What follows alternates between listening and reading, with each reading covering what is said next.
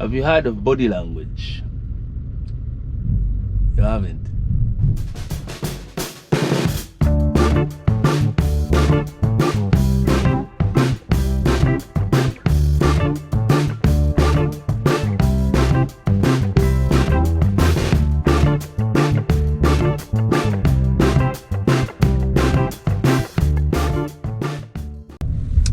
In the UK, there's all sorts of people from all countries. So as they come, that means there's so many different languages. Everyone's trying to talk English. Well, most people are trying to talk English. Some people never actually bother. They talk their language with their people and keep it like that forever. Never catch the thing. It's hard. Why I'm talking about this is many times we find people who can't speak English. The assumption is that they are not friendly. Eh? They are not friendly, but that should be that should be taken out of our minds. Because I've found that many times that people who can't, the most friendly people that I've met, yeah, actually can't talk the language. I have a story time for you. Was it last December, last Christmas? I'm not remembering many last year's stories. Last Christmas, I was working somewhere in the city, and we were picking in. I remember the trains job that I had. Those who remember my jobs last Christmas. The guys there was a mix of all sorts of guys. There was us. There were black British people, African British. There was English British. There were Caucasian British.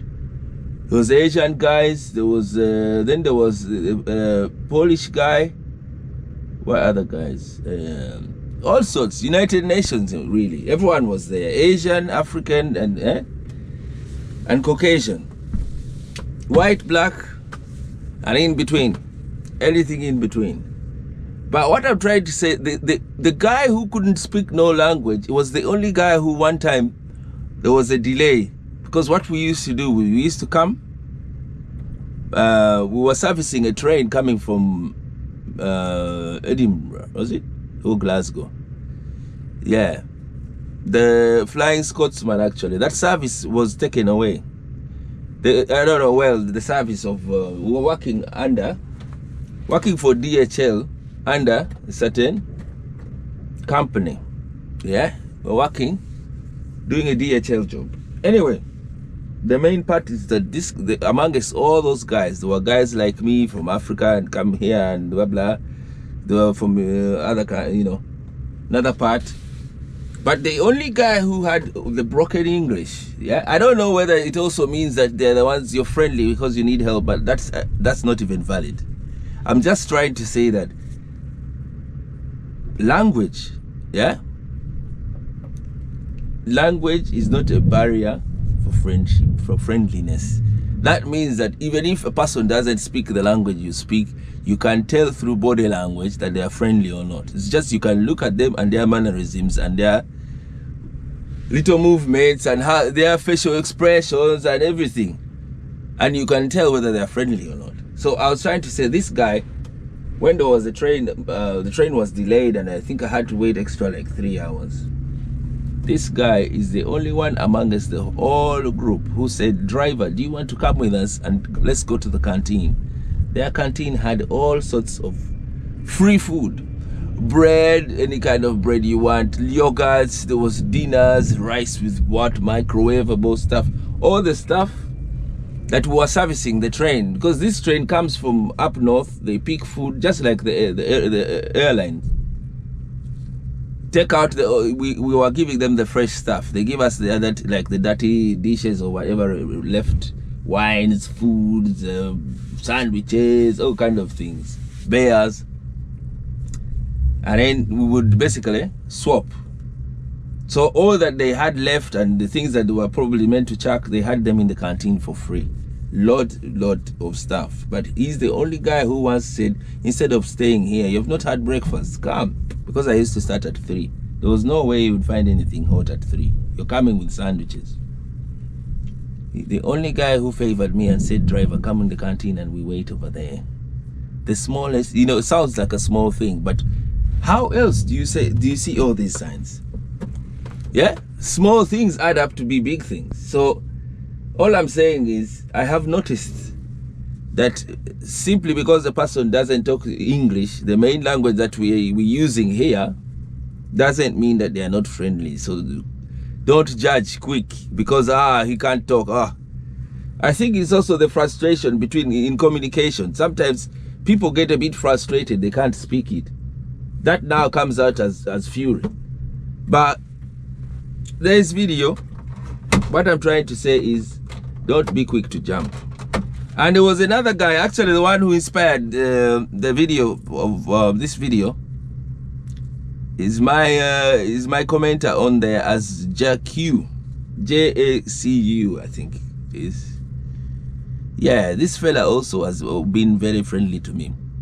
He could same thing. They can't speak that much English. Can talk, but with the accent and everything. But this guy once found me and started telling me all these stories. I woke up at this time, we went with my wife, we did what. You can tell a person who's just friendly to you. Yeah, friendly to you. Other people will say, oh, they are lonely. No, some people are not that lonely, but they just don't want. Even if some people are lonely, actually, they will not talk with you just because they don't want to be friends with you, friendly with you. So the point is, language is not a barrier for being friendly. If you can't talk, you can still use mannerisms. People do this, some of them, just to show respect. People say both, they say the right words, but friendly. So you can't come up with someone and they're just talking Romanian, that's why they are talking like that. That's why. No. Even if a person is new from Romania and they're here and they can't talk English, you can tell whether they are rude or not. You can tell whether they are nice people or not. That's all I'm saying this time. Okay. Yeah, still waiting on the Lord, and they're on red. Just trying to make a point before I make my next move as I wait. I love this kind of jobs where you can have a little think out and just chill out and you're being paid while they load, and also they're going to have to take them off. I hope that it's just open the doors and they do what they're doing now. Actually, this is not a curtain cider, so there's no other choice. But some places they can get you more involved. If they gave you a pump truck and told you to get to the back and start whisking all these things to the back, by the time you finish you'll be shining, even when it's cold. You don't have. That's what you expect with the UK trucking. Don't just unless you have a job and that's the job and it's permanent. But in general, we UK truckers are more hardworking, manual hardworking than our US counterparts. In the US, a trucker is a trucker unless they're going to give you more money.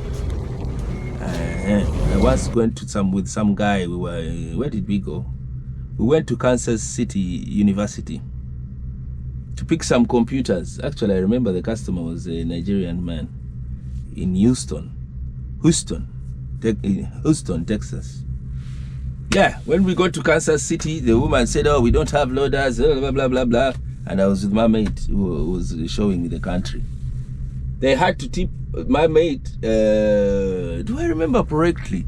I think it was about £100 for him to get to the back and do all of that. 100 extra pounds on a journey, which I don't know. Let us say an estimate was, maybe they say the journey was going to be about, let us say, $700, but he got an extra 100 just for getting in the back and pulling the pallets in. When we got the other side, I don't remember what really happened. A Nigerian guy, I think he had his own people to take the things out. American experience. Couple years ago. Anyway, shout out to my viewers from America. The CDL truckers on OTR, regional, local. What's up? Feel free to comment on this channel, yeah? And we love you.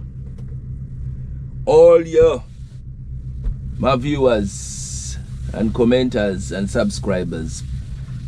If you haven't done that yet, subscribing, please do it so you can be informed when I get another video that's coming. Okay? I don't leave you at least. So stay safe. God bless.